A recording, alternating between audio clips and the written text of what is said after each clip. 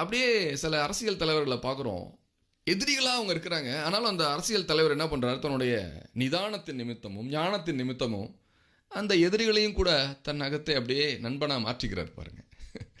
அப்படிப்பட்ட ஒரு உலகத்தை ஆளுகிற அரசியல்வாதிக்கு அந்த ஞானம் இருக்குமே. ஆனால் சர்வ உலகத்தையும் படைத்த தேவனாகிய கர்த்தர் என்ன பண்ணுறாரு, தன்னுடைய அன்பை வெளிப்படுத்தும்படியாக அவருடைய அபிஷேகத்தினாலே அப்படியே இந்த உலகத்தை அவருடைய பிள்ளைகளை மூடிக்கொள்கிறார்.